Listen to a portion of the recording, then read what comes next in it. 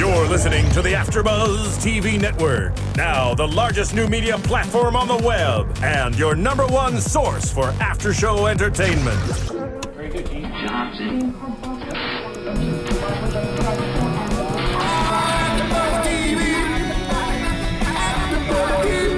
From the AFTERBUZZ Studios in Los Angeles, California, presented by Maria Menounos and streaming live thanks to Akamai Technologies, this is AFTERBUZZ TV's pay-per-view after show. We'll break down tonight's episode and get you all the latest news and gossip. And now, another post-game wrap-up show for your favorite TV show. It's AFTERBUZZ TV's pay-per-view after show. Ladies and gentlemen, welcome to UFC AFTERBUZZ right here at AFTERBUZZ TV. My name is Kris Kloss, and what a stupendous occasion, and as I am dressed stupendously for the stupendous occasion, right here next to me, sitting in for Raven, is George Hermoza. Is that it? Hermoza. I thought we were going to be doing the show down on the beach, but this is George Hermoza. It's not Hermosa Beach. The lovely Daria Berenato is here in the studio. Our expert, our analyst, aficionado, Mr. J10. Welcome back, sir. And we are here on the May 25th edition of UFC AFTERBUZZ on AFTERBUZZ TV. And once again, fresh off the heels of a big show, as we usually are here in the UFC AFTERBUZZ studio, I'm talking about UFC 173 on pay-per-view, just a little shy of 24 hours ago. Right now, before we do that, I want to let everybody know that our in-studio, very special guest we want to welcome, and thanks for coming in from around the MMA world. He is currently under UFC contract and a former professional wrestler in his own right. I can't wait to touch on some of that. Mr. Josh Barnett, welcome, sir. No inappropriate touching. And the wonderful, Only appropriate ones. Colleen Schneider. Right, sitting Also right fighter in her own right. Professional female fighter herself. I thought you were going to say vet. former professional wrestler, but no. No, unfortunately, Don't get just a fighter. excited. Possibly future. Maybe future. Ooh. Yeah. You know, the truth, I want to make a point, though. You're never a former professional wrestler. Yes. Present company included in my crappy 10 matches in up in the valley many moons ago. You're never a retired pro wrestler. You only go on hiatus. So should we Kinda like a rock introduce band. you as J10, the professional wrestler? You could do that. Would that do you justice? Yeah, it'll be a long time before my next match, but yeah. Well, Once a worker, always a worker, Yeah, right, Josh? I'm not retired. I'm not former as a professional wrestler. I'm just not working at the moment. Not currently. Yeah. Okay, Well, gotcha. I should just say, actually, I wouldn't even say I'm former because I still consider myself a professional wrestler. I'm just shooting instead of working. That's it. I'm still a pro wrestler. In fact, Awesome. every time they send out an info sheet, I put style, professional wrestling. And then they go and they change it because they don't want that up on the screen. I want to touch on a little bit of that later on. We were talking You like earlier. to touch things a lot. Yeah, you're well- really a touchy guy. You don't Are see you what's allowed going on within? under Do you want to sit on the couch? I wouldn't be surprised if you weren't allowed within 50 feet of a school. Well, Especially with that bow tie. yeah, well, that's Do you true. own a black windowless van? A white one, but thank you very much. Sure enough. Right now, I know his pockets are full of candy. We'll get. We'll touch on that. We'll get into that a little later on Give as it a well. little tickle. Yeah, In the good right, spots. But right now, I want to recap last night. We're just over 11,000. We're on hand at the MGM Grand in Las Vegas. Witnessed the winning streak of Barao ends as TJ Dillashaw defeated Barao, becoming the new bantamweight champion with a flurry of punches on the ground at 226 in the 5th round. And this streak began in 2005. Henan Barao and TJ Dillashaw headlined UFC 173. My own personal opinion, I would kind of call it Blowout City, given some of the other undercard matches as well. Daniel Cormier defeating Dan Henderson, putting him to sleep in round 3. When you said Blowout City, I thought you were making a reference to somebody having a prolapsed anus. And yet I wasn't. I assure you, folks. I mean, that would I cause a wasn't. lot of people to tap We're talking out. about the fights here, We Josh. all know the topic of this show We need now. to be careful, Like this. Show what you very got into. careful with our verbiage tonight, apparently. You know. So there was Can't wait that. to see what I and, get called out on. You know, underneath that Are you- was Robbie your, Lawler. Your name sounds like a character on Game of Thrones, so I'm not going to say much. Daria? Daria What's the last? Like Baratheon. I could be a Baratheon. Why not? You could be anything. You have could be. dragons? Yeah. I If there's do. dragons, you could be the queen of sea serpents. I mean, choose it. And that's the show, folks. Thanks a lot. Great to see you. We'll be back later. AfterBuzz Game of Thrones. Stay tuned for the next I'm not week's show. offended by my comments from him yet, so let's keep it on that note. Yet. Well, it was a fantastic night of fights. You know, we were talking about this a little bit earlier. Just you know, the guys that won. I was about to say, you know, Robbie Lawler as well, defeating Jake Ellenberger. Great victory. Yeah, also in the third round by TKO. The winners just really dominated their opponents. Let's talk. There wasn't much question. TJ Dillashaw. I'm sorry, but he came out, and I think his game plan, I think his motive going into this fight was just don't do anything normal with Hannah Barao. He knows what to expect. He's fought so many great So you're saying fighters. he had an abnormal game plan? He had an abnormal game plan. His game plan was to, I mean, he was bouncing around the entire time. He's like extra That was my chromosome, insult. everything. Yeah. Such an amazing performance. Like So much everybody could say, movement. performance, one of the best performances I've ever seen out of a fighter. Yeah. Yeah. I Like, preferred his compared. work in Ka, actually. The Cirque du Soleil. Yes. That was a good show. No, Actually. it Kyle was good. amazing. He comes flying out of like this giant whale right across the stage. Was that Dillashaw? Or No, it was that Dillashaw. No, I mean he doesn't really talk about it a whole lot. Yeah. There's I want to get into probably that a good little bit reason later for on. that Sure, yeah. Yeah. because it wasn't No, him. It was The a sperm constant- whale, right? Yes, of course Okay. it Oh, was. this Yeah, is the absolutely. okay. Go ahead, guys. I'll be here when you want to talk about the fight. Yeah. Well, if you look at it from the three main events, the three major matches there, each fight had a case of whoever, challenger, champion, didn't really matter, but one fighter taking complete and utter control of the match and dictating, the other fighter completely reacting the entire time. Now, each fighter had a different method of going about that, but what it really came down to was establishing control in the ring and then never getting it back. Right. So once you have somebody reacting, they start with reacting 1-to-1. Then all of a sudden they start reacting 2-to-1, 3-to-1, 4-to-1. They start falling behind, and eventually it becomes a gap that it's really hard to make the difference. The winners won that psychological edge early in the match, and then just continued it. And as you were saying, that for the guy on the losing end, I think that goes downhill faster, doesn't the it? winners had asked him a lot about, I think you have issues with your mother, and tell us about your fear of the dark. Well, look, one storyline to be sure, at least of the main event itself, TJ Dillashaw. What I think is really fascinating and nice storybook ending to the match itself was that this was the last match that Dwayne Bang Ludwig, the Team Alpha Male head coach, his last match with that team, for all intents and purposes now. He'd been with them for about a year. Dwayne Ludwig is, I'd say, an early star of MMA, pioneer a little bit. Before the show, the sport really got big, he was in the mix and retired not too long ago and quickly became the head coach at Alpha Male, which is up in Sacramento, I believe. NorCal, at least. Sacktown. Sacktown? Okay.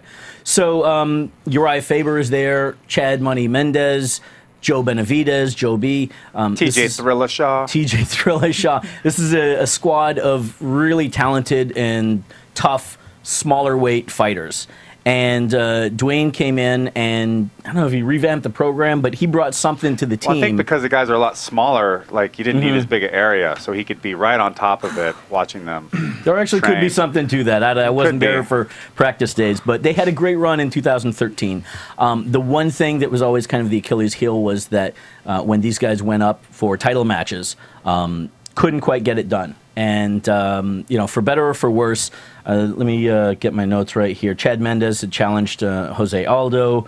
Uriah Faber. Twice. Yeah, twice had challenged our man Barao, Henan Barao. And Joe Benavidez, challenged Demetrius Johnson at 125. And, it was a blowout year for those guys, except for those title matches. Now, here's one last match that Dwayne Ludwig is taking an alpha male guy to the show, to his brass ring opportunity, and he wins it. It's a nice, great storybook ending there. I thought it was a little heartwarming. Right after the fight, you see Dwayne Ludwig just come in and just hug the crap out of Dillashaw. Right. Tears in his eyes. They didn't show TJ, but I'm sure there was tears in his eyes. I mean, it was just kind of like, wow. Probably a lot of pheromones involved. Anyway. That's a nice story there for you. But talking about another amazing fight of the night, we have Danielle Cormier versus Dan Henderson. The Dans. And Daniel won. Yeah, Daniel won. Who saw that? I knew it. Man. I like Barnett said, it was a clear victory. All three of those matches were clear victories. It was a wrestling match. It was wrestler versus wrestler, where clearly Cormier had the upper hand. I mean, he took him down and he stayed down with him, wore him out. I mean, there was no coming back. Henderson could not get out from under Cormier. That was the thing. That's what Josh mentioned. He's like, he just can't get up. He doesn't know how to get up, and it was true. Yeah. He just could not get out of that grip. Right. What do you think, Josh? It was a very potent grip. Yeah. I would say it even exceeded Kung Fu grip. Yeah. So maybe not vice grip, but approaching. Cormier was so slick with the way he took Henderson down, too. Henderson had nothing to stop it. Right, right. We saw the one ankle trip on the way out there. He took him down from behind, and it was just like, Dan just kind of flawed back like this, and we were like, oh, my God. Hey, he had a nice chair sit to start the match off, turned the corner and popped his hips. Right. He had a good foot sweep, and then he had that single that he ran on Dan, and Dan thought he would jump up on it looked like he was jumping to either grab a double wrist lock or jumping to grab a front choke of some sort. And right. Cormier just elevated him, went with it, put him down. But the biggest thing was that Cormier, someone had mentioned that the Cormier's striking didn't look nearly as crisp. Okay. But I don't think that the striking wasn't the game plan at all. No, it's because, if you beat the crap out of Dan Henderson, he always knows he's got a right hand. Right. So don't give him the kind of opportunity to be somewhere he feels he can win. Take him somewhere where he can't, where he doesn't feel confident that he can win. Opportunity to throw the H-bomb. And Cormier just out-wrestled him, kept breaking his base, staying heavy on top. I think Henderson tried to use too much jiu-jitsu. I think he tried to play jiu-jitsu off of his back, look for a jiu-jitsu type sweep game. It's like, nah, it's not going to work with him. It's just that's not who you are, and you're not the guy to use it. Now, he had a couple of submission attempts that, bravo. I mean, I like to see the development of Dan overall as a martial artist over his career, but the wrong guy to try and out-grapple off your back. Right, yeah, it wasn't happening. I want to ask you a question. Do you see a difference in Daniel Cormier from when you fought him to now? Whether it be a progression or 2 years ago? I don't know. I mean, he looks crisper. He looks more, maybe somewhat more relaxed in the ring in some ways. More seasoned? But it's hard to say. Like, I don't know. I mean, no one's pushing him at all. Right. Like, no one's pushed him but me. So it's hard to say. Right. Well, he'll get that opportunity soon, though. Soon, I'm sure. Yeah. The walk-away story is Cormier challenging for, hopefully challenging for the winner of John Jones versus I'd like to see it. Yeah, I mean, they did announce that. Who do you like in that one, Jay? Jones and Jones and Gustafsson? Oh, God, that's a pick 'em. I probably so go for it. Pick one. I probably lean towards Jones. I think Jones gained a little bit more confidence, certainly a lot in their first fight, and then afterwards against Teixeira. I think that. But I would say they're quite opposite in styles, Teixeira and, absolutely. and Gustafsson. I think the big tell for me is that when Gustafsson fought Jones the first time, he had him quitting in the ring, but did not have the foresight or the experience to see when an opponent's ready to go. And Jones may have said, may have been ready to quit. But once that moment didn't happen, he's like, well, I'm still here, so I'm going to keep going. Right. And Jones, his striking wasn't as crisp as Gustafsson's, but I think a lot of people have overlooked the fact that his mixing up of techniques and changing. So if he's not working well from a orthodox lead, he switched to a southpaw, and so he found the only real good stuff that he found at distance was all from southpaw. So he just went there, and unless you're going to make him pay for it in some way or shut it down in such a way that he's going to have to react, have to change his game plan, he's just going to keep doing it, and he scored a lot of success off the southpaw stance. And Gustafsson never adjusted, but Jones adjusts. Jones adjusts, and that's a bit. If you're getting thrashed, going with game A, if you can actually make a game B and a C and then root it back to A again, you can find yourself the opportunity to come back and take control of the fight and then take it away from your opponent. Well, that's one of those things that John's really strong at, though, isn't it? It is. His ability to be multifaceted. You know, if he gets into a straight boxing match with Gustafsson, he'll probably lose. But as he keeps everything all up and down and working every area, that's his opportunity. And plus, Gustafsson did not make adjustments. Jones made adjustments. Jones had to make adjustments, but he actually made them. Gustafsson didn't make adjustments, and those were the only opportunities that Jones had to ever come back in that fight. Yeah, I mean, with that said, I mean, that pretty much, a couple post-UFC notes, yeah, they pretty much announced that fight for the end of August. Jones and Gustafsson. Also, Barao and Dillashaw got fight of the night. Anyone surprised? I didn't see the rest of the You know what? Not at all. I'd have to go back and think who it is. To me, it's an interesting conversation about what is fight of the night. That was certainly one of the most exciting ones there. To me, I like to think fight of the night, ideally, is what's the closest one? What's the one that gets both fans, where there's no loser at all, you know? That one, it was clearly one-sided inside the cage. Fans were going nuts, and maybe that's, you know, the biggest criteria compared to the other ones. As we said, you know, the top 3 matches of the show it was very decisive who won, you know, and all of them were finishes in the later rounds. I can see that as match of the night, but you know, there were some other good ones back and forth as well. Really quick though. Real quick, I just want to tell. Why don't you guys tell us what you think about fight of the night on our Twitter? I want to remind you guys listening to follow AfterBuzz TV on Twitter. The Twitter handle is @AfterBuzz TV. Twitter is very interactive, so give us a follow. I want to touch really quick on the first match. I know we were touching on the main Varner events. and James Krause. Yeah. What the hell? I mean, we all know what happened, but wow. Talk about a guy for this Fighting Spirit Award. Yes. You know, performance. What I don't heart? think it was, I mean, of the year. It was a struggle to watch. I didn't like watching that. But what determination, what heart, and not only just staying in the fight, but still on the offense, lunging at his opponent. Well, let's explain what happened to our viewers. Please. Go ahead.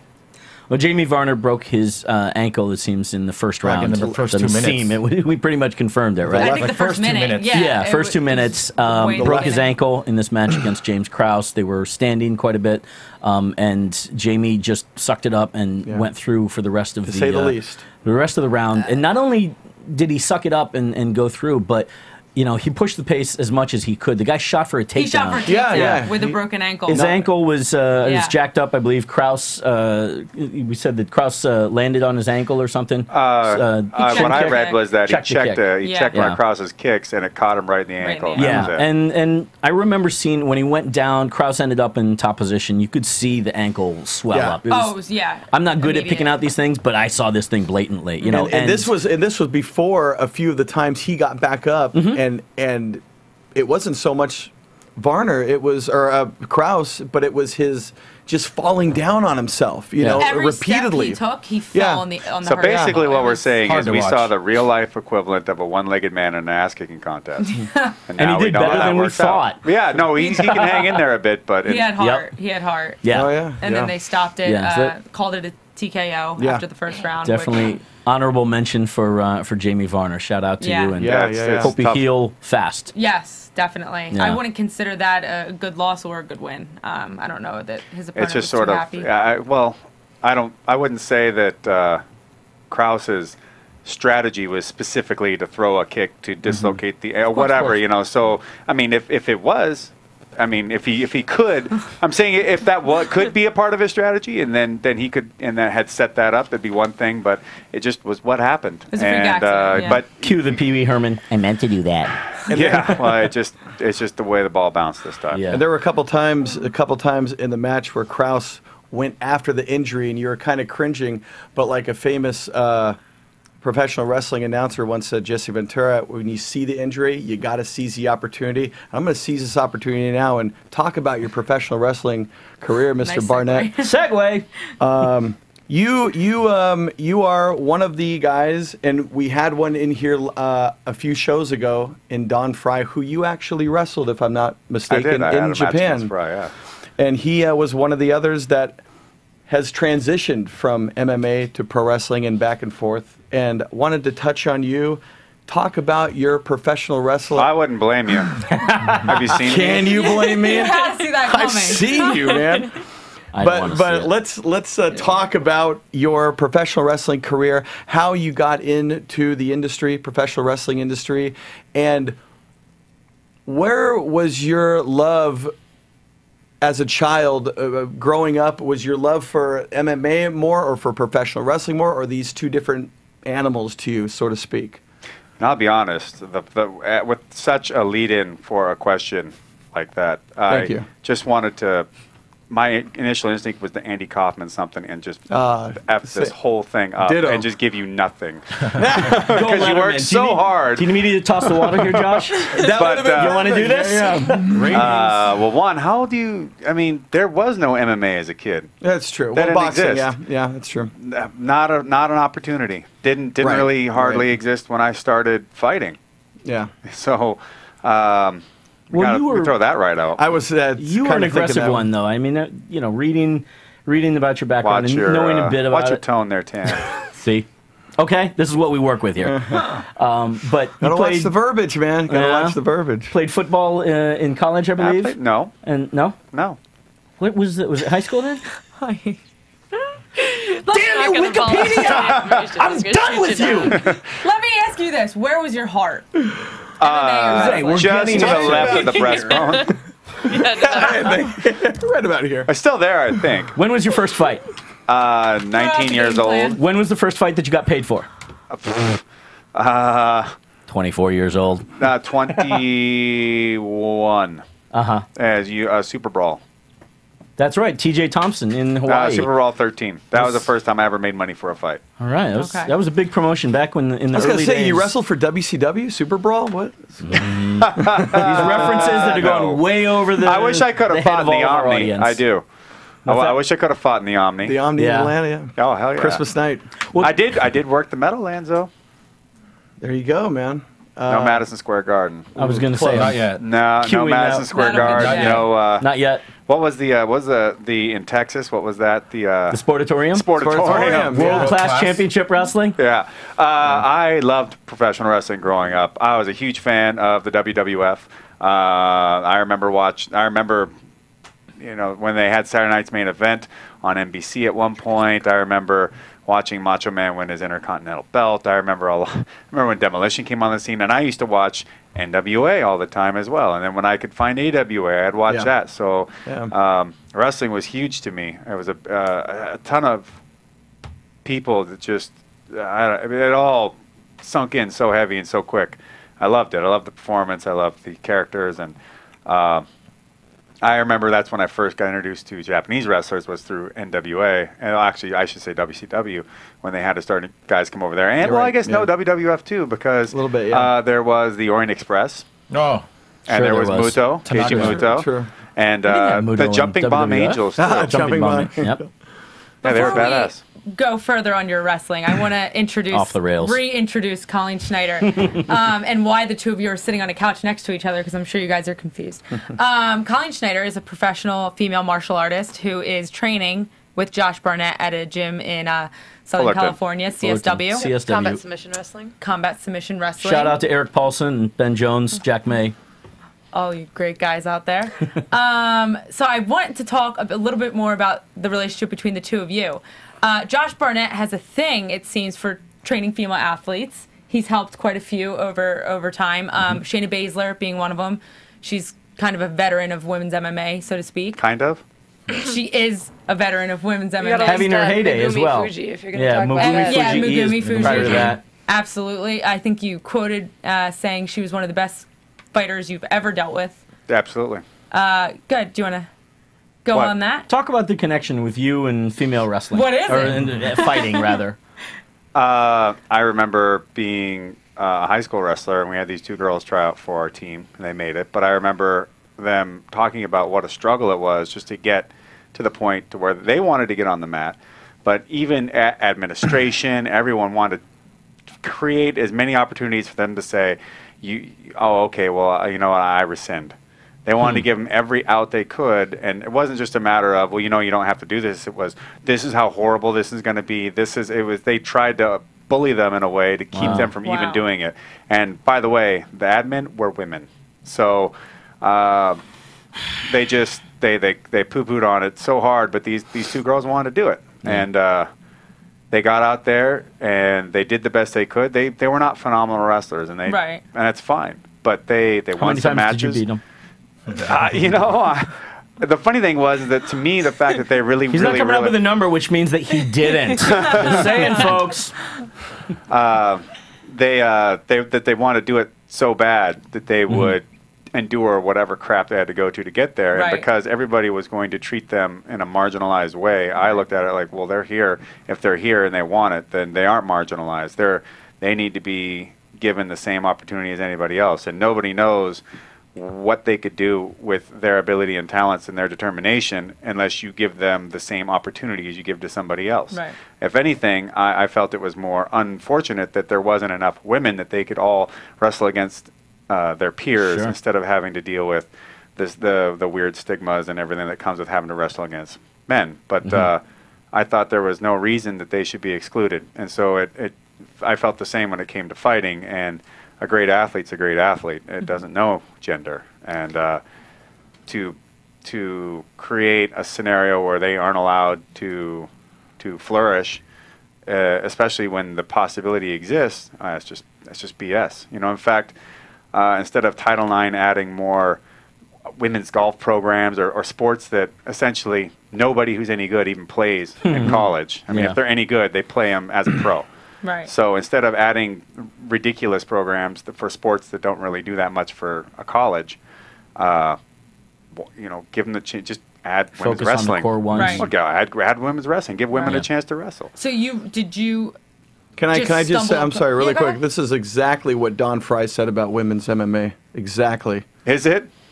No, I'm not kidding. There's no way that's... No, not Kind of the opposite. 180. Yeah. So Well, some of what he says is not entirely untrue. It's just a bit Don Fried up. Yeah. He had his own stigmas. But anyway, let's talk about Josh Barnett because you're much more enjoyable. I thought. Well, hold on. I thought we wanted to talk about Colleen Schneider. No, we do. I want to get into how the two of you started training together. So Josh had one of his fighters beat me up. No, I did the Ultimate Fighter the first season with women last year, and in the elimination fight, I fought Shayna Baszler, who Josh has trained, and man, when they called that draw, my heart just kind of jumped out. I was like, she was favored to win the whole thing. Like I've looked up to her as a fighter. She's awesome. So he was there to support her, coach her. We fought. She armbarred me in the elimination fight, so she made it on the house. But and then we connected after that. I had gone out, trained with him a few times, and then moved to LA and training it. That's where you guys Josh. Connected originally, was the tough tryouts. And, Wow. You'd been training for several years prior to that. I even met her, well, sort of, once before. She was at a grappling tournament. Yeah. And I had Sophie Bagardai there to compete. And I remember looking over. I see this girl. I'm like, she looks kind of familiar. But, man, she does not look like she wants to be dealt with. Not talked to. She was just so in a zone. I just like she was, nothing to be said. There was not going to be any kind of conversation. I just remember looking and going, I hope she's not in Sophie's weight class because that's a big ass bitch. Oh my God. She looked like she could. Take that as a compliment. If she had managed in the good way. If she had managed to get into a weight class that was low enough, I'm like, that's messed up. She looked like she could just pull the arm right off of whoever her opponent was. Yeah, right. Oh, you weigh that much? Yeah.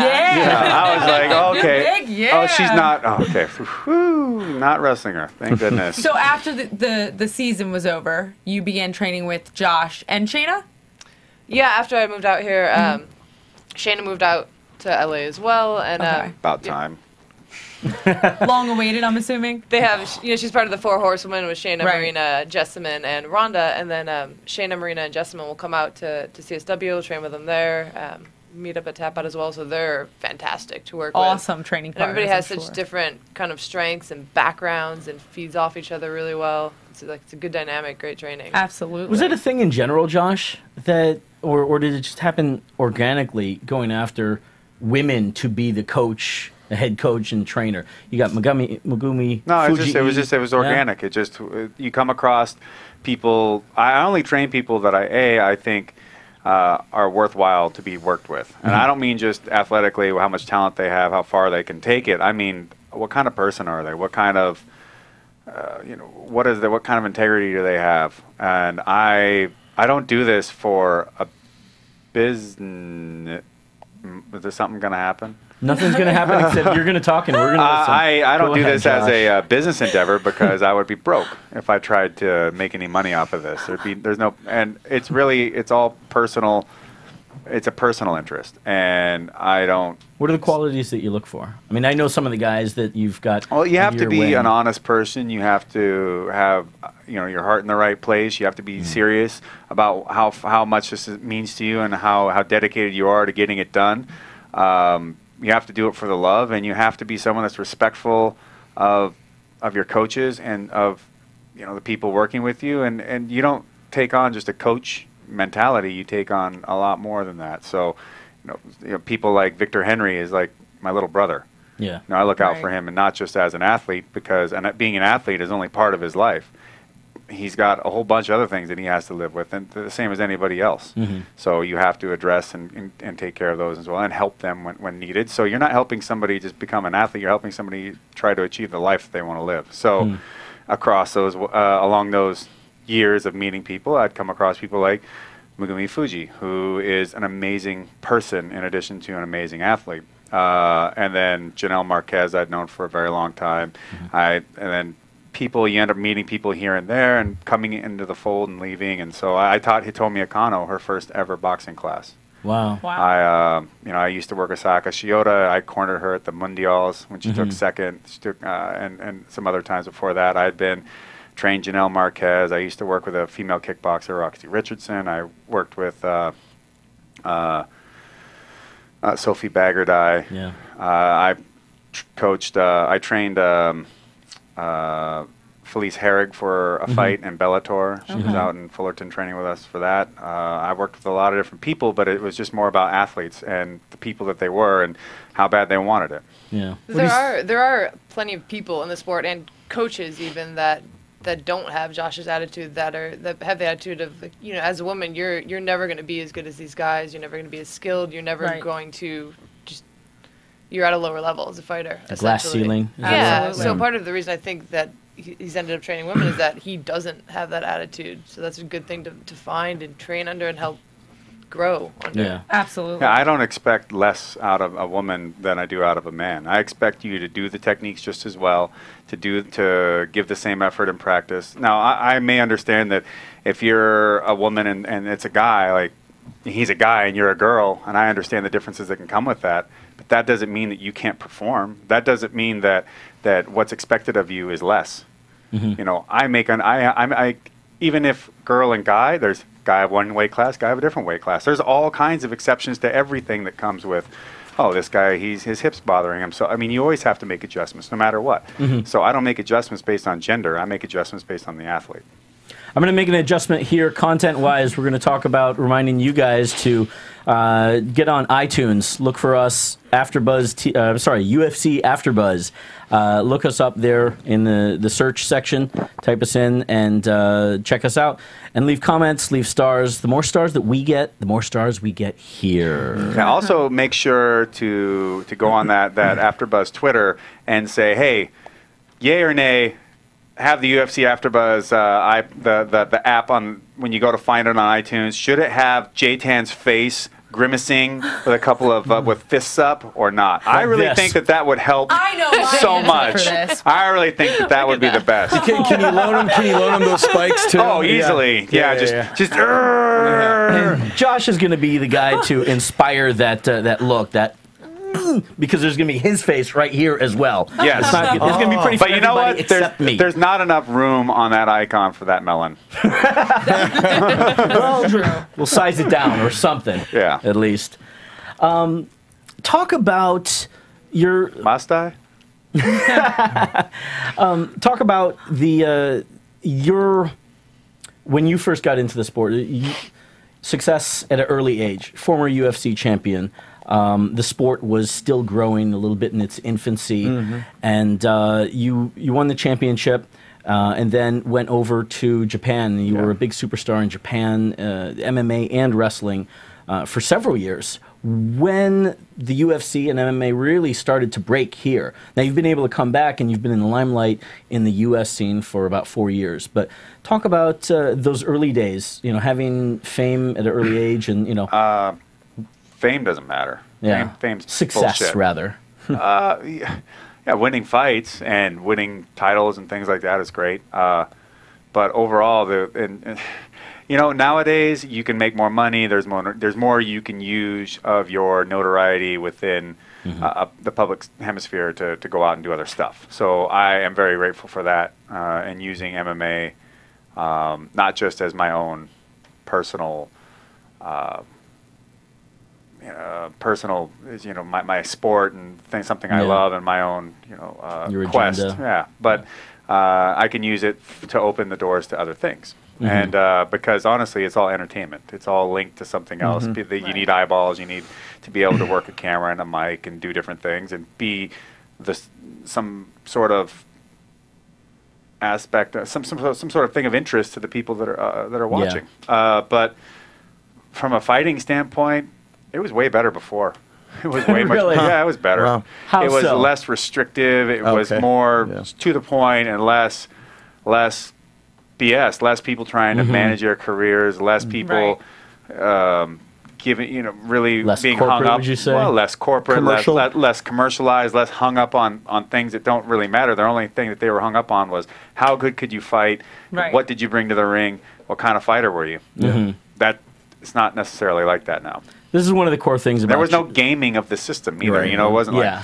like I've got 3 rounds. If I take this guy down enough, and I do, if okay, well, if I'm ahead right now, then this is how I can know. It's so none of that. premeditated No. now. Yeah. None of that. Absolutely. Didn't exist. The other day online, they posted a list of the original Ultimate Fighting rules, and it was like 10 things. Yeah. And I think one was like written by Art Davey. written by Art Davey. No eye gouging. No eye gouging. No fish hooking. Below the belt. Really simple No, thing. below the belt was legal. Yeah, below the Yeah, belt below the was belt Actually, was one legal. back in the day with There was a gentleman's agreement that That's right. they Yes. wouldn't, That's, but But Yeah, it you wasn't could pull an hair. actual Yep. rule. You could pull. It was no biting, no eye gouging, no fish hooking. no fish hooking, and that was really. that was about it. Yeah, and then they added no rounds. headbutts. They added. Yeah. No 12 to 6. So that's way down There the were line. 12 to 6. You know what 12 to 6 12 to came 6 from? was. You know what? Yeah. One of the last fights, 12 to 6 elbows were actually allowed, was my first fight in UFC. Really? Gan Wow. McGee. Gan McGee was throwing 12 to 6s, and he was missing. So, but they had taken out. They eventually took out 12 to 6s and knees to a downed opponent. Right. Because of Gan McGee wrecking guys in New Jersey.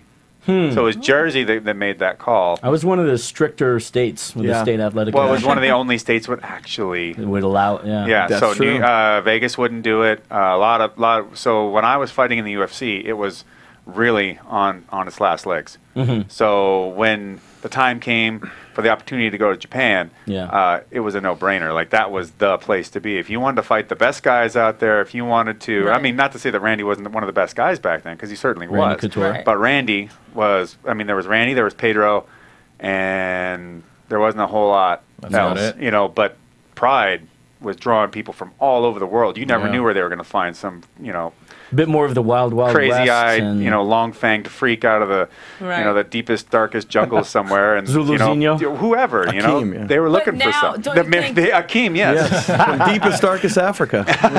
Yeah. There's so much more diversity to the sport now, though. I mean, back then we'd see a lot of brawlers, a lot of. I would not say there's a lot. I would say there's more of a style now. Actually, there's a lot less diversity of the sport now. Really? It's all kickboxers that wrestle.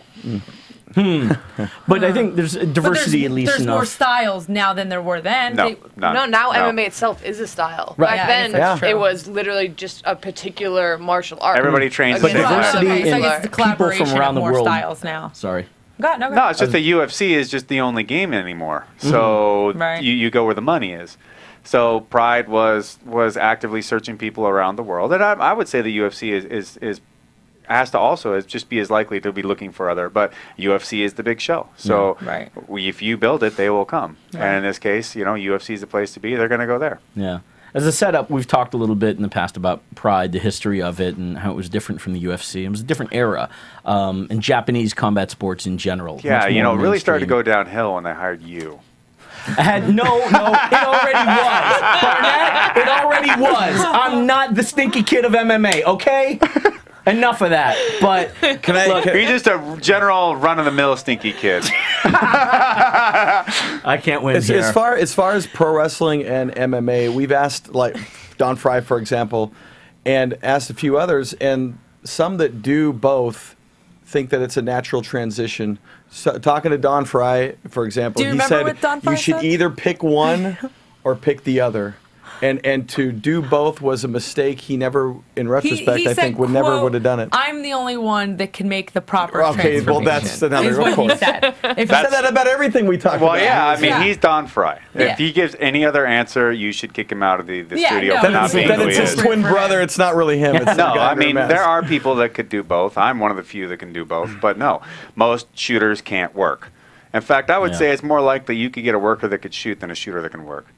And most guys I've seen people. Let's break it down for a second, just to be Casual sure. fans. Work, pro wrestling, fake. Predetermined outcome. You're working. Fake, 100% real. MMA, you're straight shooting. You're by the book, not by the books, but straight shooting. Well, when you say most shooters can't work, is that because you've seen a lot of fighters try and transition? I've seen fighters try to. I've even seen fighters just try and get on in front of a microphone and say something. You're like, whoa! Even after the fight, you're so horrible. You have no concept of what it means to be in front of an audience and then be here. Let yourself show who you are and actually interact with. Be aware of what's going on at that moment. So at that mic work though, was it natural for you to kind of have that personality? It was natural. I just especially growing up with it. Growing up with it, you got it as a kid how it worked and but it didn't come. It wasn't. I didn't do anything growing up that allowed me to have that ability. I just decided that if you're going to give me a camera, this is my 15 minutes, and every time it would be mine. I don't care who's behind it, who's in front of it. This is when I'm here, it's mine. Right. So therefore, no matter how stupid I sound or whatever, like who cares? There's nothing that can be done about it. Just what's the worst that could happen doesn't really matter in the end in the grand scheme of my life as a whole. So just let it all out. I think that was one of the big things that Kenny Florian said the same thing too. Yeah, they all have. Rich Franklin, Kenny Florian, they all said the same thing when they came in here, is that you're creating. But Josh was able to make it work, especially because in Japan, as being the big blonde, American tall, boy, good-looking American boy. Yeah, you also. When you got on the mic, you would show yourself. The fans loved you. They wanted to like you. I knew what they were into also. I mean, we had some commonality in that I do enjoy a lot of aspects of Japanese. A lot of aspects of Japanese culture, pop culture, and even historical culture. So I could go out there and I spoke Japanese and I could throw out stuff in Japanese. I could talk about the things that related to Japanese people and especially to the nerd otaku culture. Yeah. And they ate it up. They loved it. They're like, wow, this kid came from all the way with anywhere that isn't Japan, so we really don't give a crap. Right. So whatever isn't Japan is essentially the Dark Ages to a lot of the Japanese folks. So, but they're like, but he knows all about our stuff. He knows all about our old tokusatsu stuff and our Jidaigeki programs and anime and manga and wow, how does this guy know all this stuff? Right. You're I'm a big sure they had subculture. It's like us round eyes. We can get into it too. We like comic books. We like video games too. You enjoy being a face or a heel? It doesn't matter. Doesn't matter. No, Okay. in fact, I don't even try to aim for one or the other. Although in Japan, I'm a face. Okay. Over here, I would say I'm more of an anti-hero than anything. Well, maybe I'm a heel. I don't know. I don't really give a shit. If I'm getting you to react, then that's what I am. Explain that. So, do you have a favorite pro wrestling match that you were in? What? That I was in? Yeah. My last match in that IGF Dynamite combination show that we did, I think that was 2-3 years ago, where I wrestled Hideki Suzuki. That was a really fun one. Not only because we did it in a shoot ring it was hard as hell, but it was because we're doing this on just an almost all shoot show, Dynamite. New Year's Eve MMA stuff.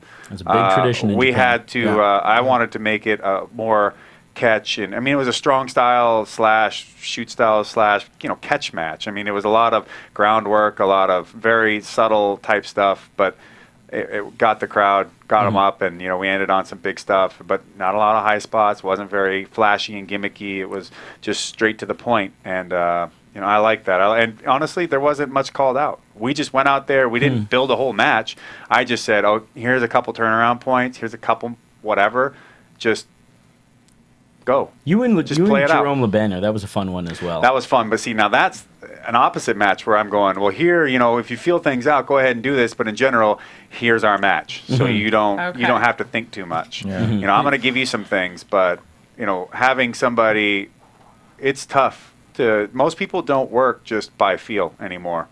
And it's tough to, when you get the opportunity to work with someone who can just go by feel, that's when you can really work, show the heart. Yeah. Before we get your thoughts on your thoughts of the future of UFC, I want to let everybody know that AfterBuzz TV, there's an app on your mobile device. Search AfterBuzz TV and download the app for free. Everything that is on the website is on the app. You can listen and or watch everything from AfterBuzz on your phone. Got that, guys? Yeah. On your phone. Yeah. So I think the app's down right now. Oh. But it'll be back. No. It'll be back. It'll be back. Nope. Did you know? Have you ever downloaded any apps on your phone? Never. No. No, I don't even know what that is. You can try it afterwards. Cool. So what are your thoughts on the future of the UFC? I think it's highly dependent on their relationship with Fox. Oh. Yeah. Okay. Fox Sports, obviously that's one of the kings, you know, in TV. They've got a lot of You'll never support see the and UFC exposure. fail if there's ever any. It's either just going to succeed or they're going to sell it off. That's the way I think it goes. So, I mean... You can't see that happening, though, can you? You know, I guess it really just depends on how much they want the ego of having the company, because that's really all it is. I mean, they sell it off, they'll make their money, and they've already made money.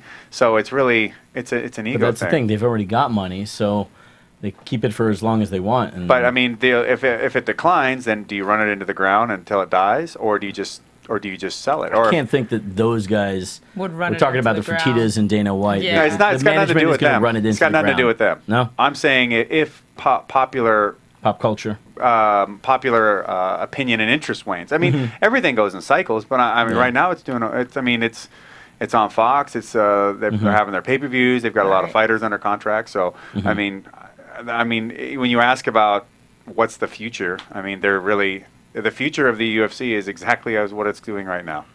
So it's not a company that has a lot of change. Well, I think it's highly dependent on its stars at the moment. So who are they? Jones. Barnett. I was waiting for that. I was like, I was curious. I didn't want to be the guy to say Josh Barnett, but because I know I'm already in the doghouse. But yeah. No, I'm just asking you, just John Jones is one of my favorite. But you said stars. I think he's a star. Plural. Oh, you'd like Ronda me is a star. Yeah, Ronda Rousey's Uriah has star. been to a large extent. I mean, I think they're in a transitional period now with GSP and Anderson Silva out for a little bit. Well, that's what I was referring to. It's a bad sign just for me to at it. Right, I think that's the point Aldo. he's making, is that there's hesitation. Right. Like, who are their stars right now? Yeah, well, it's certainly more prolific than ever before. Right. Well, they have like I said, I think it's highly dependent on Fox because that's a really powerful vehicle for anybody. And anything that you're trying to, even I don't mean just Fox Sports. I mean it's a Fox the whole brand. brand. You can do a lot with it. Yeah. Before we sign off, I want to thank both of you, Josh Barnett, Colleen Schneider, for being in here. At Colleen Fights on Twitter. Yeah, please. And then I'm at Josh L. Barnett. And one favor, when you do return to pro wrestling and you're back in Japan, bring back the machines. Machines. Yeah, we need them. How about the baby face machine? Yeah, we'll have blonde hair sticking out of the masks. We'll have baby face machine. We'll have adequate machine. We'll have mediocre machine. Thoroughbred machine. That'll be the only one that does anything worth a damn. You have a fight coming up. Yes. I do. I have two things coming up. I have a catch wrestling match at UCLA on June 7th, and I have an MMA fight for Showdown Fights in Orem, Utah on June 28th. Showdown Fights and Catch Wrestling Alliance. And we will be back here, right here in the AfterBuzz studio, Tuesday, June 3rd, a very special Tuesday edition show. And a very special guest will be here as well. Let's get our plugs in here. Coming very soon, the Kris Kloss Show. Stay tuned. Feel free to send questions, comments, show topics, and at questions@kriskloss.com. Also, check out the LA Lightning, the D-League professional basketball team for the NBA. I'll be doing color commentary for them. LAlightning.net. Woo. Follow me on Twitter @GHermoza, @GHermoza on Twitter. Daria? You can follow me on Twitter @DariaB28. Guys, look, this is your last chance. University of MMA Fight Night 7 goes down a week from today at this very moment. Demand your Shohei. Yeah. There are some exciting amateur fights, guys. Look out for Shohei Yamamoto and plenty others. So we've got some fantastic matches. Tickets are available at ufmma.com. Mom, the key is under the LA Live. LA Live, yep, downtown LA. Mom, the key is under the third flower pot from the right-hand side. Oh, gosh. I'll see you later. Yeah, you have MMA. Great show. Don't pass it up. And you know what? I say go. I like general admission best because you can just you're mingling with all these fight fans. You're having you got a beer in your hand. It's such a party. It's such a great show. It is a good time. I love going there. I'll be there. I love going there. Good night, everybody. Thank you. Thank you, guys. From executive producers Maria Menounos, Kevin Undergaro, Phil Svitek, and the entire AfterBuzz TV staff, we would like to thank you for listening to the AfterBuzz TV network. To watch or listen to other after shows and post comments or questions, be sure to visit AfterBuzzTV.com. I'm Sir Richard Wentworth, and this has been a presentation of AfterBuzz TV. Buzz you later. The views expressed herein are those of the hosts only and do not necessarily reflect the views of AfterBuzz TV or its owners or principals. Thank you for watching AfterBuzz TV on YouTube. For more of your favorite after shows and interviews, subscribe to our channel here, and be sure to share your opinion on the episode in the comment section below here. We'd love to see what you guys are buzzing about. Thanks again. Buzz you later.